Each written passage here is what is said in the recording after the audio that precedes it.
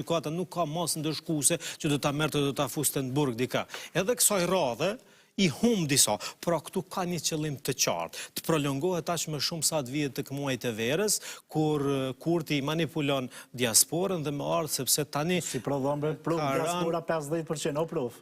Po si prodhombre 50%. Po dëshmobra sa I prodhon. Mos si prodhon 50% diaspora të votave. A do më tregu argumentin? A do më tregu argumentin? A do më tregu argumentin?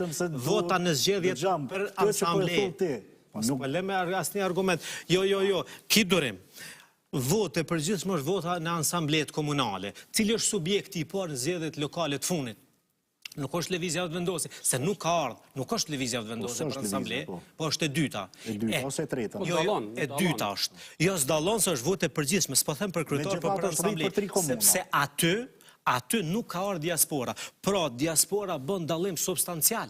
Si është e mundur të jetë e dyta për disa muaj përqindjet edhe renditja në zgjedhje lokale dhe qendrore, edhe më herët. Jo s'ka dallu asnjëherë. Që nga pas lufta, LDK-ja kur I ka fituar zgjedhjet, I ka fituar si ato. Kur I ka fituar PDK-ja, nuk kanë dallu vetëm me 21 po, me lëvizjen vetvendosi, sepse ky e ka fokusin te diaspora. Qindra mijëra votues vijnë nga diaspora. Jo njerëz që nuk e përjetojnë as shtrejtimin, as krizën e energjisë, as ato, dhe ky ka një kampanjë manipulative, dorën zemër ka blihen biletat, dhe kur e them me përgjegjësi publike, ua ka ble biletat për marrë, shko, ka qenë edhe motja me 3 fjalë, shko na dhe pusho, voto, fito.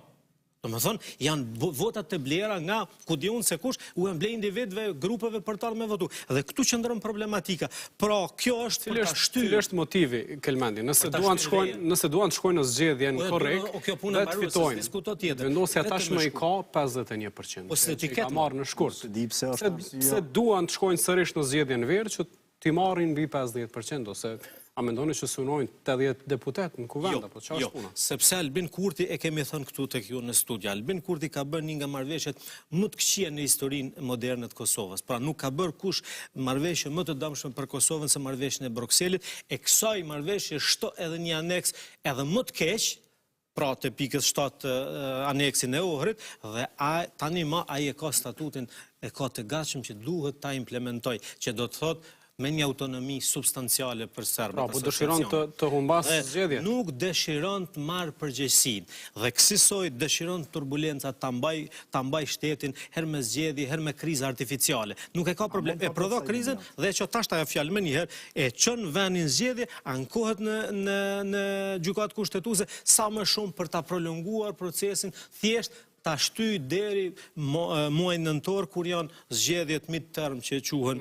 në Shtetet e Bashkuara të Amerikës dhe pastaj mendohet se presidenti Trump dhe republikanët do të mund të humbasin edhe në të dyja dhomat dhe këti ik sa do pak presionet sidomos nga Shtetet e Bashkuara të Amerikës. Kjo është thelbësore.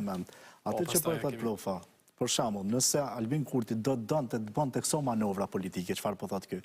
Ai do t'i adhuronte presidentin dikujt në mënyrë që t'i balansonte, në farformë I balansonte projektet e veta bashkë me një president konsensual që kompromis me opozitën. Prej PDK-s. Dhe unë logjika nuk po marrë këto çka e thot profa se